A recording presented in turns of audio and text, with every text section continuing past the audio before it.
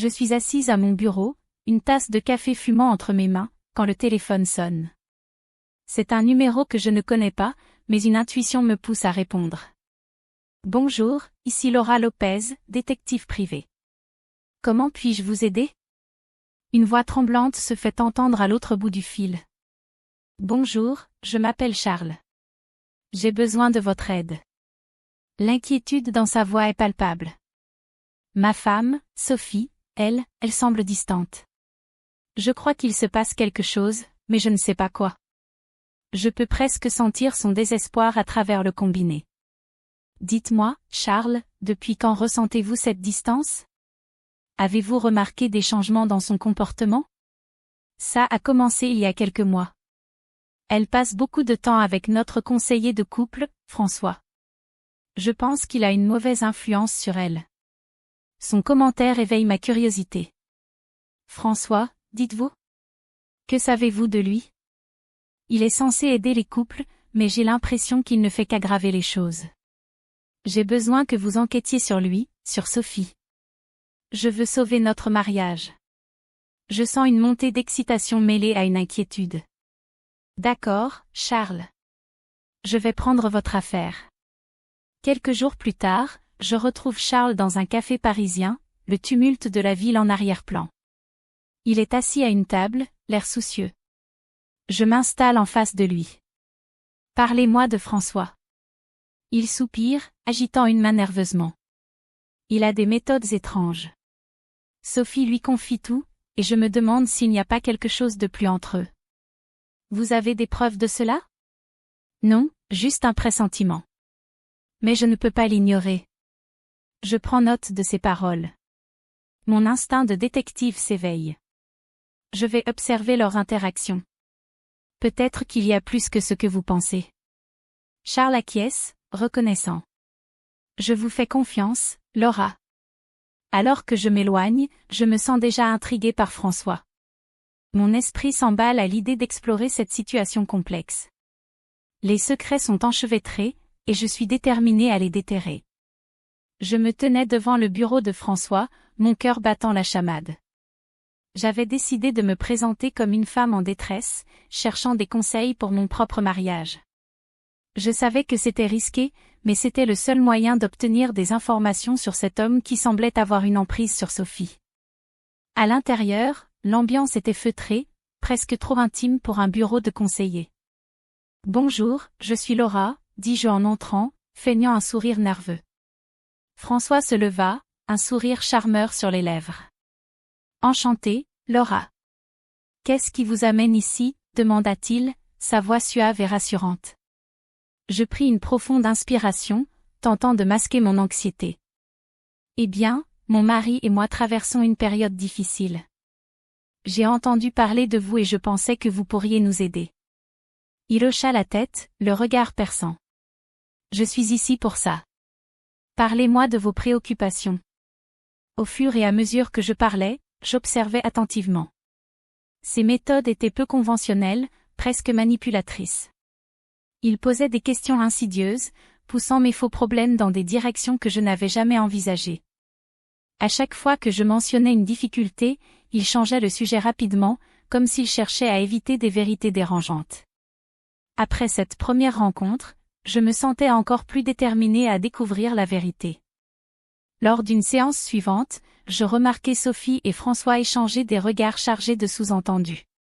Elle riait à ses blagues, flattant son ego d'une manière qui me fit frémir.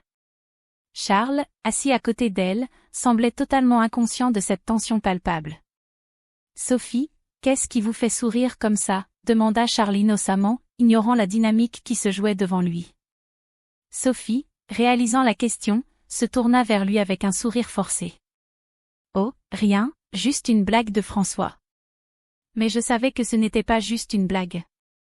La façon dont elle se penchait vers lui, son regard complice, tout cela ne pouvait pas être innocent.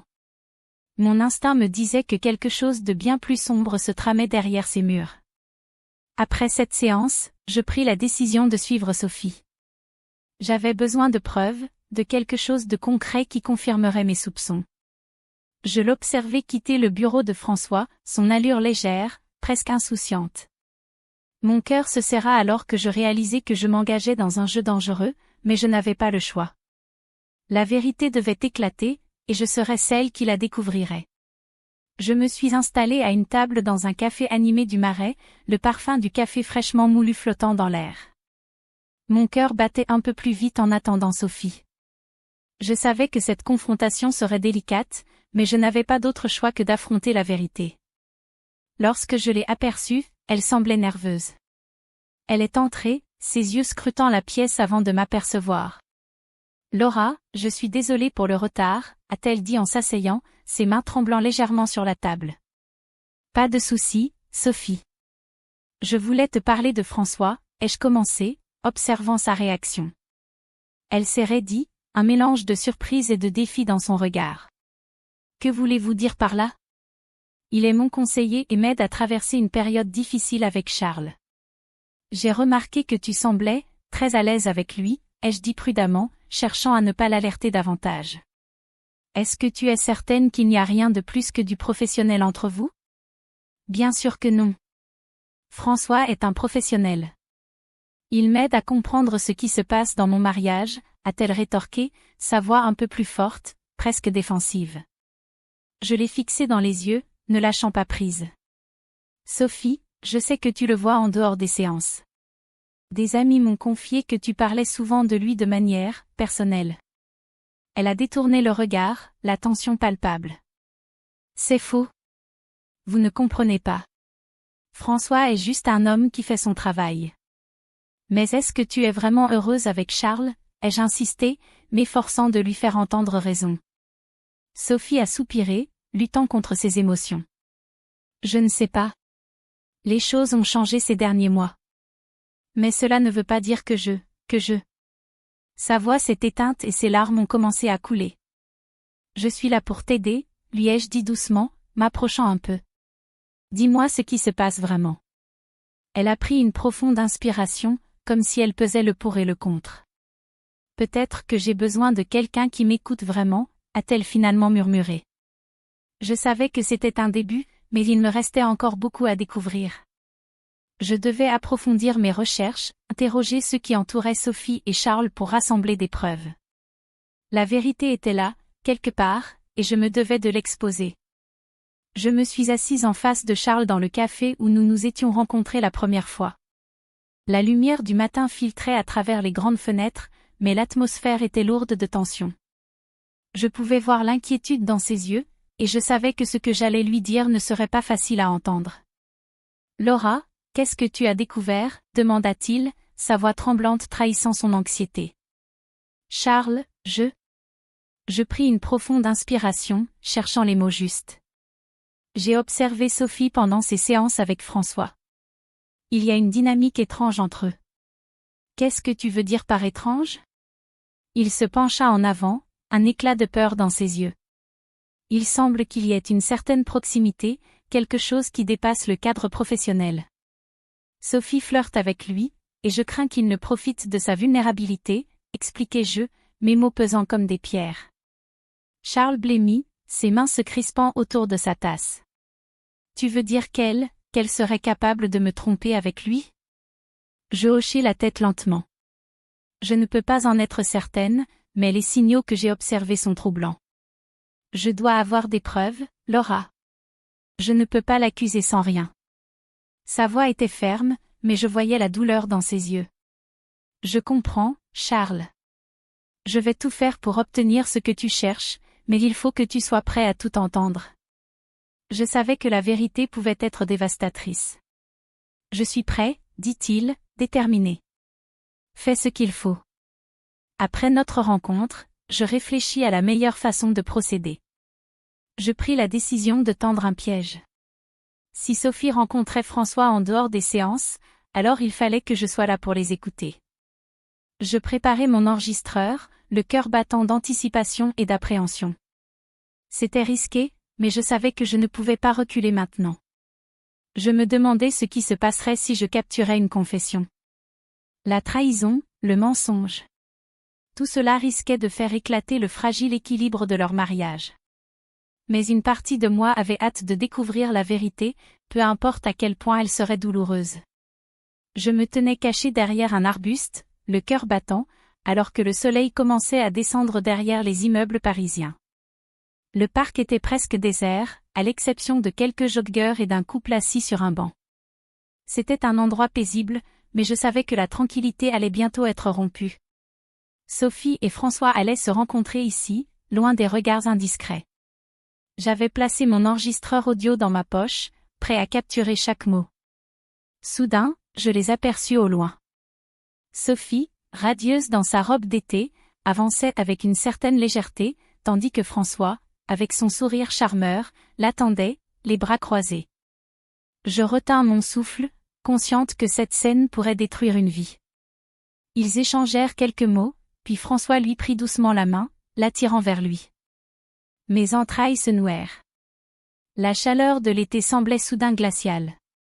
Je ne peux pas croire que nous nous rencontrions ici, murmura Sophie, son regard pétillant d'excitation.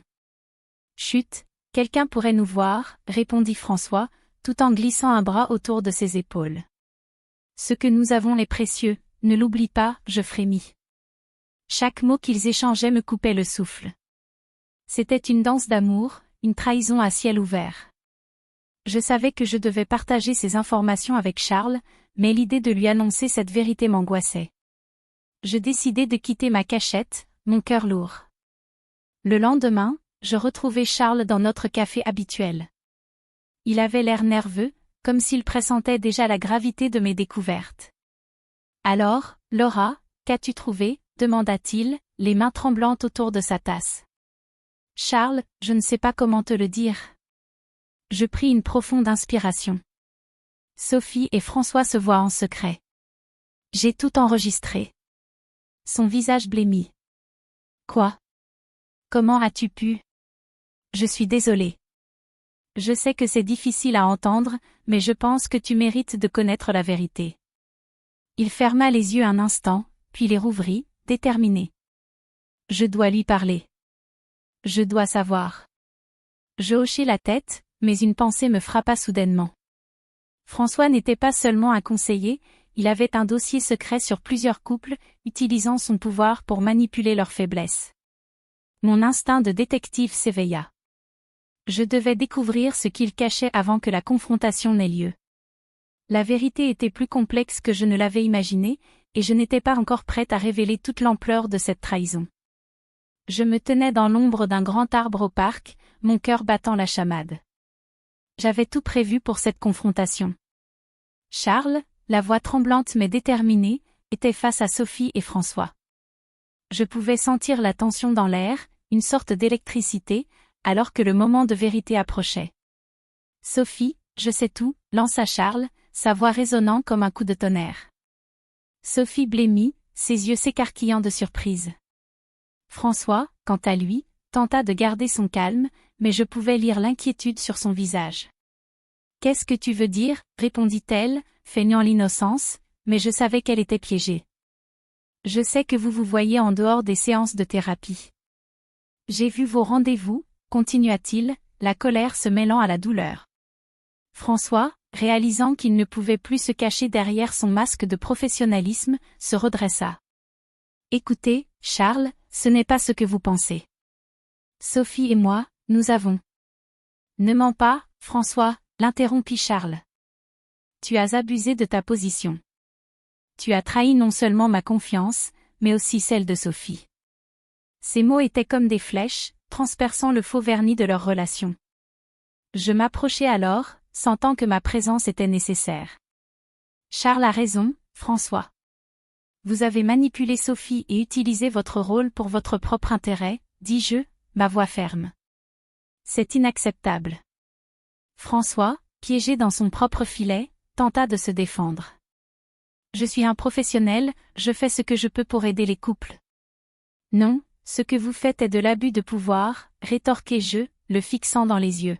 « Et cela ne se passera pas sans conséquence. » À ce moment-là, je savais qu'il était temps d'agir.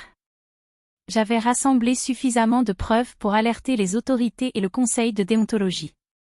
Les jours suivants, je me retrouvais à rédiger un rapport détaillé, mon cœur léger en pensant à la justice qui se profilait. François fut finalement sanctionné pour son comportement inapproprié, et je vis Charles et Sophie commencer à reconstruire leur vie, unis par la vérité et le désir de guérir. Alors que je quittais le bureau du conseil, je réfléchissais à la complexité des relations humaines, à leur trahison et à leur résilience. Une nouvelle enquête m'attendait, mais pour l'instant, je savourais le doux goût de la victoire.